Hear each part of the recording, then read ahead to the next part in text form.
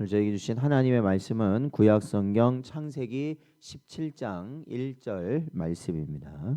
다 찾으셨으면 저희 함께 봉독하겠습니다. 아브라함이 99세 때에 여호와께서 아브라함에게 나타나서 그에게 이르시되 나는 전능한 하나님이라 너는 내 앞에서 행하여 완전하라. 아멘. 기도하겠습니다. 하나님 아버지, 지난 밤도 저희를 은혜 가운데 붙드시고 오늘도 이 시간 주님의 말씀과 기도의 자리로 인도하여 주사 오늘 하루도 하나님 회개할 수 있는 은혜 주시고 또한 전능하신 하나님 붙들 수 있는 저희들 되도록 인도하신 것 감사드립니다. 저희의 심령이 흔들리지 않도록 붙잡아 주시옵시고 또한 우리의 육신을 하나님 불쌍히 여겨 주시어서 오직 주님 바라볼 수 있도록 언제나 붙잡아 주시옵소서. 간절히 바라옵고 예수님의 이름으로 기도하옵나이다. 아멘. 오늘은 전능하신 하나님과 언약의 표징이라는 제목으로 하나님 말씀 증거합니다. 어제 저희들이 창세기 16장을 살펴보았는데요. 아브라함이 하나님의 약속을 기다리지 못하고 인간적인 방법으로 이스마엘을 낳았던 16장의 사건을 저희들이 살펴보았습니다. 그러한 인간의 불의함 또 하나님을 온전히 신뢰하지 못하는 그러한 모습 가운데도 결국 하나님께서는 다시 아브라함과 그의 가족을 붙잡아 주시는 그러한 은혜의 모습을 또한 저희들이 살펴보았습니다. 이제는 그 후로 이제 13년이라는 시간이 흘렀습니다. 아브라함은 이제 99세가 되었고 생물학적으로는 자녀를 낳을 수 있는 소망이 완전히 끊어진 상태가 되어 버렸습니다. 바로 그때 하나님은 침묵을 깨고 다시 찾아오셨습니다. 그래서 오늘 이 17장 말씀을 통해서는 저희가 하나님의 역사는 언제 이루어지느냐, 그것은 우리 인간이 완전히 불가능해진 상태, 그러니까 우리로서는 아무것도 할 수 없는 상태가 되었을 때 오히려 하나님은 역사하신다. 그래서 하나님을 뭐라고 부르냐면 전능하신 하나님이다 라고 오늘 17장에서는 고백하고 있습니다. 오늘도 이 시간에 그러한 전능하신 하나님의 손길을 저희들이 바라볼 수 있고 그 손길에 붙들릴 수 있는 복된 여러분 되시기를 주의 이름으로 축원드립니다. 오늘 1절부터 2절 말씀을 보면 13년 만에 나타나신 하나님은 자신을 전능한 하나님이다 라고 말씀하고 있습니다. 이게 히브리어는 엘샤다이 이렇게 불리는 이름인데요. 이는 아브라함아 너의 몸은 늙어 죽은 것 같으나 나는 모든 것을 가능케 하는 창조주 하나님이시다 라는 선포와 같은 말씀입니다. 하나님은 아브라함에게 한 가지를 요구하십니다. 너는 내 앞에서 행하여 완전하라 이렇게 말씀하십니다. 여러분, 이 말씀은 이 도덕적인 무결함, 그러니까 우리가 언제나 죄를 짓지 않고 완벽한 상태를 살아가라 이렇게 말씀하시는 것이 아니죠. 그것은 애초에 불가능한 말씀이고 이 말씀은 하나님만을 전적으로 신뢰하는 단일한 마음을 가져라 이렇게 말씀하시는 것입니다. 그러니까 우리는 뭔가 우리가 완전히 하나님을 믿으면 완전히 뭔가 옛사람에서 달라져 버려가지고 이제는 완전히 옛것을 끊어내고 사는 존재가 돼야 된다라는 그러한 마음이 있잖아요. 그러니까 우리의 약한 부분들이 완전히 사라져야 된다 이렇게 생각하는 그러한 마음을 갖게 되는데 사실은 그러지 않죠. 그거는 성경에서 말하는 은혜가 아니고요. 하나님께 온전히 붙들리는 것이 은혜다라는 것이 성경의 말씀이고 또한 하나님은 우리가 어떠한 모습일지라도 하나님께서 붙잡아 주신다라는 것이에요. 그래서 우리는 언제나 우리를 붙드시는 하나님을 바라보는 것이 하나님 앞에서 온전하게 살아가는 자의 모습이 되는 줄로 믿습니다. 로마서 4장 18절 말씀을 보면 아브라함이 바랄 수 없는 중에 바라고 믿었으니 이는 내 후손이 이 같으리라 하신 말씀대로 많은 민족의 조상이 되게 하려 하심이라 라고 사도 바울은 이 일에 대해서 말하고 있었습니다. 그러니까 아브라함은 바랄 수 없는 중에 어떻게 믿었다라는 것이에요. 도저히 안 되고 도저히 해결이 안 날 것 같고 이루어지지 않을 것 같을 때 어떻게 하였다는 거예요? 믿었다라는 것입니다. 그러니까 사랑하는 성도 여러분, 그것이 바로 믿음의 길인 줄로 믿습니다. 내 눈에 보기에 이거 될 것 같다, 이러니까 나는 믿는다, 이거는 믿음이 아니라는 거예요. 성경은 오히려요. 그런 게 아니라 도저히 안 될 것 같지만 누가 하신다고 말씀하시면, 하나님이 하신다고 말씀하셨으면 그리 되는 줄로 믿습니다.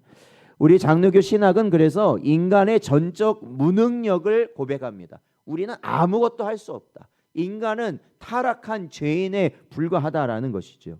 우리가 아무것도 할 수 없을 때 오직 우리는 누구만을 바라볼 수 있냐면 전능하신 하나님만을 바라보게 되는 것이에요. 바로 그것이 뭐냐면 완전함이라는 겁니다.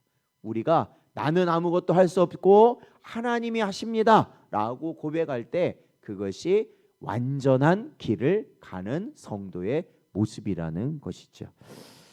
4절에서 8절 말씀을 보면 하나님은 이 아브람, 지금까지 아브람이라 불렸던 이를 아브라함이라 이름을 바꿔 주십니다. 그리고 그의 아내 사레를 사라 이렇게 이름을 바꾸어 주십니다. 사실은 아들 하나 없는 노부부에게, 그러니까 사실 아브라함이라는 이름은 여러 민족의 아버지다라는 의미를 갖고 있는 거거든요. 그리고 사라라는 이름은 열국의 어머니다라고는 의미를 갖고 있습니다. 그러니까 뭐냐면 많은 자손이 있어야만 가능한 이름이라는 거죠. 많은 이들을 낳을 수 있어야만.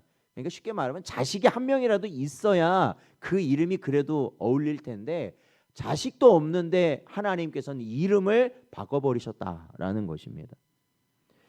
그들의 현실이 어떠하든 하나님은 그들을 이미 그렇게 만드셨다라는 선언이 되는 것이죠. 이미 예정하셨다라는 것이에요. 이미 구원받았다라고 이미 선언하셨다라는 것입니다. 우리는 죄인이고 우리는 우리의 상황을 보더라도 그렇잖아요. 매일같이 흔들리고 그냥 매일같이 불안하고 매일같이 염려하고 근심하고 그냥 이거 보면 저렇고 저거 들으면 저렇고 우리잖아요. 사실 우리가 그래 하나님이 나를 예수 그리스도 안에서 구원하셨지라는 것을 우리가 알고는 있어도 어떻습니까? 또 어떻게 보면 이게 내가 구원받은 자의 모습인가라고 여겨질 때가 비일비재한 것이 우리 모습 아닙니까? 그런데 하나님은 뭐라고 말씀하시는 거예요? 우리가 어떠하든지예요. 그냥 우리가 어떠하든지 너는 구원받았다라고 말씀하시는 거죠. 구원받았다. 너는 나의 자녀다. 너는 하늘의 백성이다라고 말씀하시는 거예요. 바로 그것을 바라보며 믿을 수 있는 여러분 되시길 축원드립니다. 그게 성도의 정체성이에요. 우리가 뭔가 언행이 달라지고 뭔가 전에 하는 뭐가 달라졌기 때문에 우리가 하나님 백성이 되는 게 아니라 제일 먼저는 하나님이 우리를 자녀 삼아 주셨기 때문에 우리가 하나님의 자녀인 거예요. 그래서 우리 장로교에서는 저번에도 말씀드렸지만 태어난 어린 아이에게 세례를 주는 이유가 있는 거예요. 왜?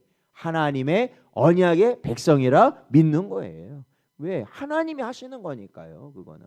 그래서 오늘도 이 시간에 그것이 바로 우리 성도의 정체성이다. 내가 해서가 아니라 하나님이 나를 자녀 삼아 주신 줄로 믿습니다. 고린도후서 5장 17절 말씀을 보면 그런즉 누구든지 그리스도 안에 있으면 새로운 피조물이라 이전 것은 지나갔으니 보라 새 것이 되었도다 말씀하십니다. 우리는 과거의 실패나 현재의 형편, 우리의 상황 그것으로 우리가 정의되는 존재가 아니다라는 것을 언제나 기억하셔야 되는 겁니다. 지금은 살인자이고 지금은 강도이고 지금은 사기꾼이라 할지라도 사실은 하나님이 정한 자는 반드시 구원을 얻게 된다라는 것이 바로 하나님의 약속의 말씀이거든요. 그러니까 우리도 마찬가지예요. 오직 하나님의 은혜인 것이죠. 저와 여러분이 성도된 이유는 나의 모습이 아니라 하나님의 약속으로 말미암아 정의된 존재이기 때문인 줄로 믿습니다. 그래서 우리는 어떠한 신앙이 중요하냐? 언약 신앙이다라는 것을 항상 기억하셔야 돼요. 우리의 신앙은 언약 신앙인 것이에요. 자, 오늘 본문으로 돌아와서 9절에서 14절 말씀을 보면 하나님은 이 언약의 증거로 명령을 한 가지 하십니다. 바로 할례를 행하라, 이렇게 명령하십니다. 이는 몸에 새기는 하나님의 소유권 표시라 할 수 있습니다. 할례라는 것은 우리 그 장로교에서는 이 할례라는 것, 성경에서 말하는 이 할례를 무엇으로 우리는 이해하느냐? 바로 구약의 성례이며 장차 올 세례의 예표다. 그러니까 바로 이 구약에서는 할례죠. 하나님의 백성을 뜻하는 게 할례라면 그것이 신약에 와서는 무엇으로 바뀌게 됩니까? 세례로 바뀌게 되는 거. 그러니까 같은 거라는 겁니다. 이 할례와 세례는 같은 의미를 갖는다라는 겁니다. 골로새서 2장 11절 12절 말씀을 보면 또 그 안에서 너희가 손으로 하지 아니한 할례를 받았으니 곧 육의 몸을 벗는 것이요 그리스도의 할례니라. 너희가 세례로 그리스도와 함께 장사되고 또 죽은 자들 가운데서 그를 일으키신 하나님의 역사를 믿음으로 말미암아 그 안에서 함께 일으키심을 받았느니라. 사도 바울은 말합니다. 할례의 진정한 의미는 육적인 힘을 빼고, 그러니까 육의 몸을 벗고 오직 하나님의 은혜로만 사는 마음의 할례에 있다라는 것이죠. 그러니까 육신의 할례를 행하지만 사실은 어디에다가 할례를 하는 거예요? 마음에다가 할례를 하는 거예요. 마음에다 할례를 한다는 것은 뭡니까? 이제는 내가 육으로 사는 것이 아니라 영으로 살겠다. 하나님의 은혜로 살겠다라는 것이 바로 할례의 의미라는 겁니다. 로마서 2장 28절 29절 말씀을 보면 무릇 표면적 유대인이 아니요 표면적 육신의 할례가 아니니라. 오직 이면적 유대인이며 할례는 마음에 할지니 영에 있고 율법 조문에 있지 아니한 것이라. 그 칭찬이 사람에게서가 아니요 다만 하나님에게서니라 라고 말씀하고 있습니다. 사랑하는 성도 여러분, 그러니까 우리는 옛 언약이 아니라 지금 어떤 언약 가운데 살아가고 있습니까? 새 언약 가운데 살아가고 있잖아요. 그러니까 육신의 할례라는 것이 아니라 우리의 어디에 할례를 받은 자가 되어야 되느냐? 마음의 할례를 받는 자. 우리의 속이 변화되어 하나님의 자녀된 자로 살아가시는 복된 여러분 되시기를 축원드립니다. 17절에서 21절 말씀을 보면 아브라함이요 하나님께서 주신 말씀을 듣고요 엎드려 웃었다라고 말합니다. 어떻게 왜 웃었냐면 100세 된 사람이 어찌 자식을 낳을 수 있을까라는 것입니다. 이제는 뭐 아브라함도 99세이기 때문에 이제 100세가 다 됐거든요. 이제 완전히 아이를 낳을 수 없는 존재가 되어버렸죠. 이는 이 불신앙의 비웃음이라기보다는 그게 인간의 한계라는 것을 알고 있기 때문에 그렇습니다. 아브라함도 그걸 잘 알고 있죠. 그리고 우리가 너무 어이가 없으면 이렇게 웃음이 나올 때가 있잖아요. 듣고 아유 그거는 뭐 말이 안 된다 그러면 이런 웃음이겠죠. 그러나 하나님은 그 아들의 이름을 이삭이라고까지 이름까지 정해줘 버리십니다. 근데 이삭이라는 이름이 그가 웃으리라, 웃음이라는 또 의미를 지어주시는 거예요. 자, 인간의 비웃음, 인간은 막 허탈한 그 웃음, 아브라함의 그 웃음을 하나님은 어떻게 바꾸시느냐? 기쁨의 웃음으로 바꾸시는 분이시다라는 약속입니다. 하나님은 이스마엘이 아니라 오직 약속의 자녀 이삭을 통해 언약을 이어가신다라고 이미 말씀하신 것이죠. 이것은 구원이 인간의 혈통이나 노력이 아니라 전적으로 하나님의 주권과 은혜로 이루어지는 것을 보여주는 겁니다. 그러니까 사람의 방법이 되는 게 아니라는 거예요. 그러니까 우리 성도들은 언제나 우리가 이야기를 하고 말을 할 때 무엇으로 이야기를 해야 돼요? 하나님의 말씀으로 우리가 이야기를 해야 된다는 거예요. 오직 하나님께 약속을 붙들고 우리는 언제나 이야기해야 된다는 거예요. 사람의 지식이나 일반적 상식으로 그것이 되겠습니까? 그건 안 되는 거예요. 나의 감정으로 그것이 되겠습니까? 안 되는 거예요. 느낌도 지식도 상식도 여러분 말씀 앞에서는 반드시 내려놓으셔야 되는 겁니다. 말씀에 순종하는 여러분 되시기를 축원드립니다. 그것이 바로 아브라함이 간 길이고 바로 우리가 가야 할 길이라는 것이죠. 그러면은 하나님께서는 바로 하늘의 기쁨을 우리에게 주신다라는 겁니다. 그러므로 사랑하는 성도 여러분, 창세기 17장은 우리에게 전능하신 하나님 앞에 서야 한다라는 것을 우리에게 말씀하고 있습니다. 능치 못함이 없는 줄로 믿습니다. 하나님께서는 모든 것을 이루신다라는 것이죠. 또한 우리는 언제나 하나님의 백성으로서의 정체성을 기억해야 된다라는 거예요. 여러분, 우리의 구원은 결코 탈락되지 않는다라는 거예요. 어떠한 상황에서도요. 왜 그렇습니까? 전능하신 하나님께서 이미 예정하셨고 그 예정하심대로 우리를 예수 그리스도 안에서 붙들고 계시기 때문에 그렇습니다. 그래서 언제나 하나님께 엎드리셔야 되는 거예요. 우리가 약할 모습이 나타날 때마다 어떻습니까? 아무리 사탄과 마귀가 우리를 미혹한다 할지라도 나를 붙드신 분이 하나님이심을 믿고 우리는 엎드려야 되면서 예수 그리스도 안에서 변화된 새 이름을 가지고 우리가 당당하게 살아가는 여러분 되시기를 바랍니다. 그러니까 우리는 그럴수록 어떻게 해야 돼요? 육신의 힘을 빼야 되는 거예요. 육신이 요구하는 것을 자꾸 우리는 내려놔야 된다는 겁니다.